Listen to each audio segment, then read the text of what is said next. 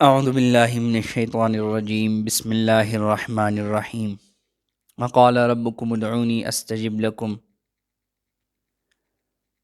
اللہ تعالیٰ کا بڑا احسان اور اس کا شکر ہے کہ ہمیں ہر نعمت سے نوازا، اس کا بڑا احسان ہے۔ آج جو موضوع ہے بہت اس کی اہمیت ہے اور کچھ لوگ اس پر دھیان نہیں دیتے۔ البتہ انبیاء کی سنت ہے، انبیاء نے دعائیں مانگی، ہمیں بھی مانگنی چاہیے۔ دعا مومن کا ہتھیار ہے، دعا عبادت کا مغز ہے، اور آپ صلی اللہ علیہ وآلہ وسلم نے فرمایا کہ جو شخص، اللہ تعالیٰ کہتے ہیں کہ جو شخص مجھ سے سوال نہیں کرتا یا دعا نہیں مانگتا، میں اس سے ناراض ہوتا ہوں، اس پہ غضبناک ہوتا ہوں۔ دعا ایسا ایک ہتھیار ہے کہ یہ ساتوں آسمانوں کو چیرتے ہوئے اللہ کے عرش کے پاس پہنچتی ہے۔ یہ دعا ایک رابطہ ہے انسان اور اللہ تعالیٰ کے درمیان، جو آدم علیہ السلام سے شروع ہوا، ان جنت میں داخل ہونے تک یہ رہے گا۔ دعا کو عبادت کا مغز کہا گیا ہے۔ اب دعا کیسی مانگنی چاہیے، کیوں مانگنی چاہیے، اس کا طریقہ کار انشاءاللہ تعالیٰ میں بتاؤں گا، اور ایسے اوقات، ایسے مقامات جہاں پر دعا قبول ہوتی ہے۔ انسان تو ناشکرا ہے کہ دعا مانگتا ہے اور فی الفور اس کا رزلٹ چاہتا ہے کہ میں نے دعا مانگی تو ابھی ہی مجھے اس کا رزلٹ مل جائے۔ ایسا نہیں ہو سکتا۔ دعا کے لیے کوئی وقت نہیں ہے، لیکن کچھ مقامات ایسے ہیں کہ جن اوقات میں ان میں دعا مانگی جائے تو قبول ضرور ہوتی ہے۔ اب دیکھو، نبی صلی اللہ علیہ وسلم نے دعا مانگی، ہر انبیاء آئے انہوں نے دعا مانگی، کئی انبیاء نے بد دعا دی، کہیں نے دعا مانگی۔ نبی صلی اللہ علیہ وسلم کو بھی یہ جب موقع عطا کیا گیا تو آپ صلی اللہ علیہ وسلم فرمایا کہ میں یہ دعا ابھی نہیں مانگتا۔ نبی صلی اللہ علیہ وسلم نے ہی ہمیں بتایا کہ ہر انبیاء کو ایک حاجت دی گئی کہ وہ جو چاہتے ہیں وہ اللہ تعالیٰ پورا کریں گے، اور تمام انبیاء نے اپنی حاجت اللہ سے مانگی اور اللہ تعالیٰ نے ان کی وہ حاجت پوری کر دی۔ لیکن نبی صلی اللہ علیہ وسلم نے جو اپنی حاجت بتائی وہ یہ تھی کہ میں یہ دعا بروز محشر اللہ تعالیٰ سے مانگوں گا اپنی امت کے لیے۔ یعنی دعا ایک ایسا ہتھیار ہے۔ ہمیں بھی حکم دیا، آپ صلی اللہ علیہ وسلم کا فرمان عالی شان ہے، آپ فرماتے ہیں کہ اگر آپ کا بوٹ کا تسمہ بھی ٹوٹ جائے، گم ہو جائے، تو وہ بھی اللہ تعالیٰ سے مانگو۔ اور ایک حدیث میں یہاں تک ہے کہ آپ کا نمک نہیں ہے تو وہ بھی اللہ تعالیٰ سے مانگو۔ یہ بہت ہلکی چیزیں ہیں، کم چیزیں ہیں، لیکن اگر ہم لوگ دعا نہیں مانگیں گے تو ہمارا اللہ کے ساتھ تعلق کیسے ہوگا؟ اور ایک تو ہم دعا مانگ کے مایوس ہو جاتے ہیں۔ مایوس نہیں ہونا، لا تقنطوا من رحمت اللہ۔ اللہ بڑی شان والا ہے، اللہ سے کبھی مایوس نہیں ہوتا، اللہ بڑی رحمت والا ہے۔ دعا کی 3 شرائط ہے۔ یعنی آپ دعا مانگتے ہو، اللہ تعالیٰ وہ دعا آپ کی اسی وقت قبول فرما لیتے ہیں، کچھ دن بعد، یا اسی وقت، اسی دن، کچھ دن بعد، ہفتے میں، مہینے میں۔ دوسری شرط یہ ہے کہ آپ دعا مانگتے ہو لیکن وہ قبول نہیں ہوتی، لیکن اللہ تعالیٰ وہی دعا آپ کی زندگی میں قبول فرما لیتے ہیں۔ یہ دوسری شرط ہے۔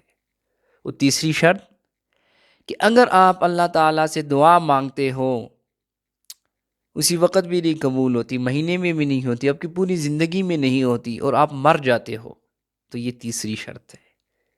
جب آپ مر جاتے ہو تو اللہ تعالیٰ وہ ذخیرہ کر کے آپ کے لیے لٹا دیتے ہیں نیکیوں کی صورت میں، آپ کو واپس لوٹائیں گے۔ اللہ تعالیٰ وہ دعا ذخیرہ کرتے ہیں، اس کے بدلے آپ کو نیکیاں ملیں گی۔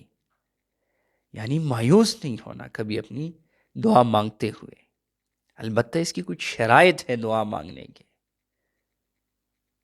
اللہ تعالیٰ سے ایسے دعا کا مانگنے کا طریقہ بھی یہ ہے، اور آپ صلی اللہ علیہ وسلم فرمایا کہ اللہ تعالیٰ کہتا ہے کہ جو اپنے ہاتھ اٹھاتا ہے دعا کے لیے، اللہ تعالیٰ نبی صلی اللہ علیہ وسلم فرمایا کہ جو شخص اپنے ہاتھ اٹھاتا ہے دعا کے لیے، اللہ تعالیٰ کہتے ہیں کہ میں اس سے اس کی حاجت پورے کیے بغیر لٹا دوں، یہ ہو نہیں سکتا، مجھے حیا آتی ہے۔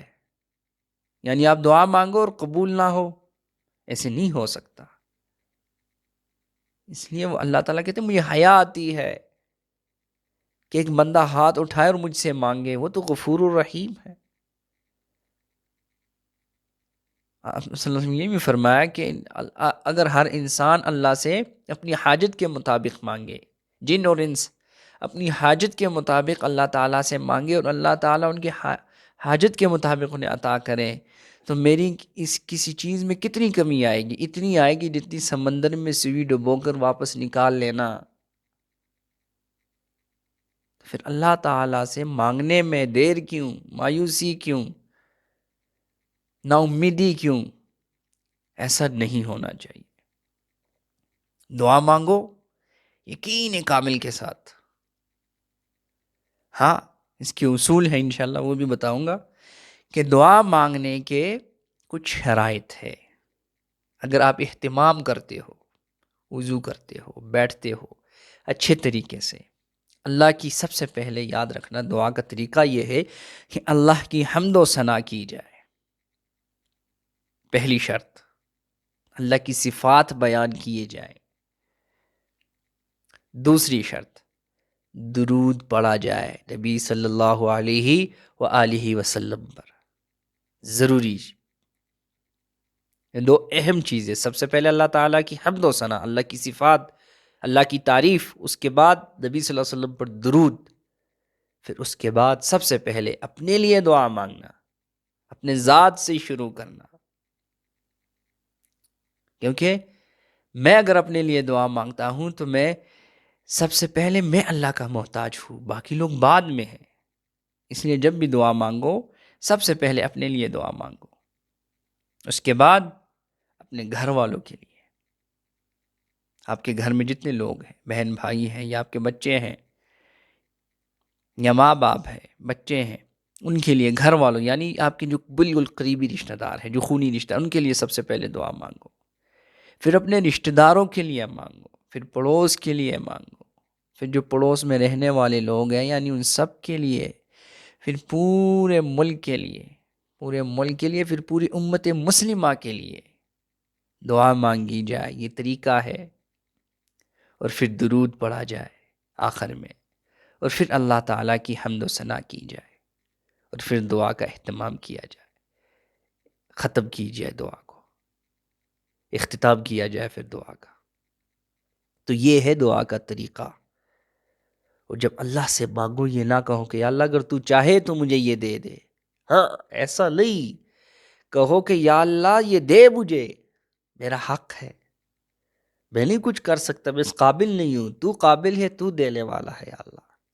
یعنی یقین کامل کے ساتھ، یا اللہ میرا یہ فلانا کام اگر تو چاہے تو ہو جائے، تو چاہے تو یہ دے دے، لا لا لا، وہ اللہ تعالیٰ اپنی ذات میں اکیلا ہے، اس نے کسی سے مشورہ نہیں کرنا، اس نے اپنے خزانوں میں سے دینا ہے۔ انشاءاللہ دعا قبول ہوگی۔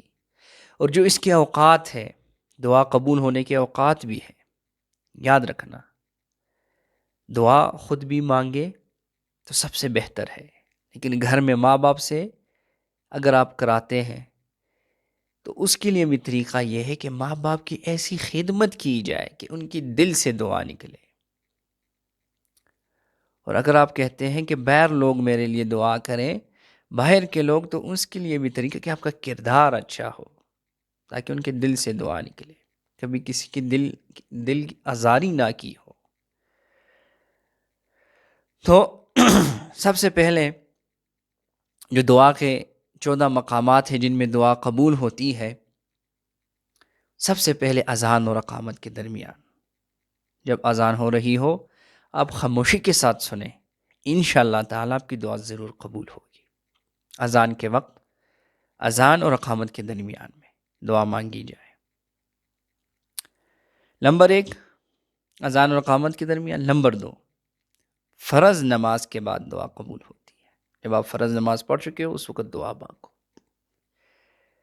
دل میں مانگ لو۔ اگر لوگ بیٹھے ہیں، شرم آ رہی ہے، محسوس ہو رہا ہے، تو آپ دل میں مانگ لو، جتنی لمبی مانگ سکتے ہو مانگو، اللہ تو چاہتا یہی ہے۔ پھر یہ نمبر 2 ہو گیا۔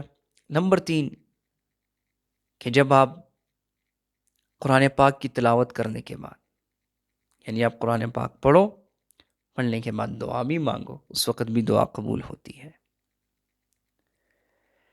نمبر 4 روزے کی حالت میں۔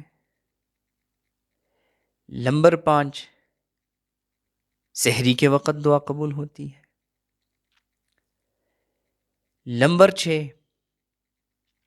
افطار کرتے وقت دعا قبول ہوتی ہے۔ اور نمبر 7 تہجد کی نماز میں دعا قبول ہوتی ہے۔ نمبر 8 بارش برستے وقت اللہ تعالیٰ دعا قبول فرماتے ہیں۔ نمبر 2 ابھی زمزم پیتے وقت اللہ تعالیٰ دعا قبول فرماتے ہیں۔ نمبر 10 عرفہ کے دن اللہ تعالیٰ دعا قبول فرماتے ہیں۔ اور نمبر 11 مسافر کی دعا اللہ تعالیٰ قبول فرماتے ہیں۔ اور نمبر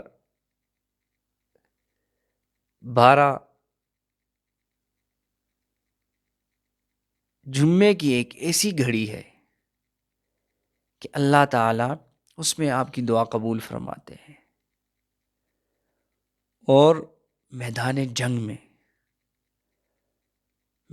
جنگ میں بھی اللہ تعالیٰ آپ کی دعا قبول فرماتے ہیں۔ یہ 14 مقامات ایسے ہیں کہ یہاں پر آپ کی دعا قبول ہوتی ہے۔ یعنی کتنی اللہ تعالیٰ نے، اگر آپ کو یہ 14 مقامات میں سے 4 نہیں ملتے، 10 رہے، 10 نہیں ملتے، 5 مل جائے، 5 میں نہیں ملتے تو 1 نہ 2 تو کہیں بھی نہیں گئے۔ یعنی آپ دن کی حالت میں کسی بھی وقت اللہ سے دعا مانگ سکتے ہو۔ نماز پڑھتے وقت، اذان اور اقامت تو ہم 5 وقت سنتے ہیں، قرآن کی تلاوت کے بعد، فرض نماز کے بعد، سفر میں اللہ تعالیٰ دعا قبول فرماتے ہیں۔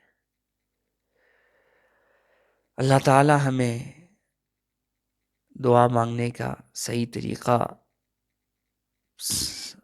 دعا مانگنے کا اچھا طریقہ بھی ہمیں آنا چاہیے، اور اللہ تعالیٰ ہمیں خود بھی اللہ تعالیٰ سے بار بار مانگنے کی ہمیں عادت بھی ڈالے۔ اللہ تعالیٰ ہمیں عمل کی توفیق عطا فرمائے۔ وما علینا الا البلاغ المبین۔